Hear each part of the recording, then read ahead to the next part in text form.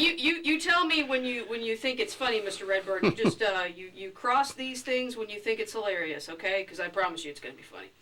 So there I was, no crud, in the Navy with my drinking buddies. We were in Germany, and we had gotten really heavily into the drinks, and we're sitting in this round table, and there's this big burly Russian guy coming over to the other tables and harassing customers, and then he gets to our table and he slams his big old fist down on the table and he says, "Which of you American pigs wishes to dance?" And I raised my head and I said, "Me, I want to dance."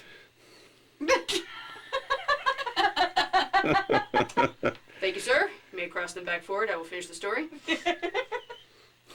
So I jumped up off the table and, I took a little dancing move and I was like, "Yeah, man, everything's great." He cracks his knuckles and he goes, And the next thing I know, my friend Jump, who's a fellow shipmate of mine, is dragging me out the front of the establishment, and I'm still kicking and screaming for some reason, but I don't know why. And he sets me down on the sidewalk, and he slaps me on one side of the face, he slaps me on the other, and he says, "Doris," which is my real last name, "what the heck is wrong with you?" And I'm like, what do you mean what's wrong with me? He goes, "What's the last thing you remember?" Because I was really plastered at that point. And I said, "Oh, I was dancing with that Russian guy." He says, "Doris, you do not dance by throwing tables, chairs, beer bottles, and your fists at anybody when you dance. That's not dancing." "Thank you, sir."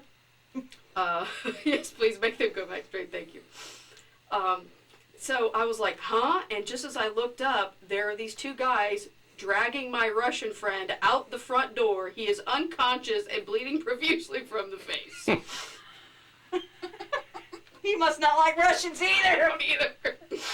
Oh, thank you, sir.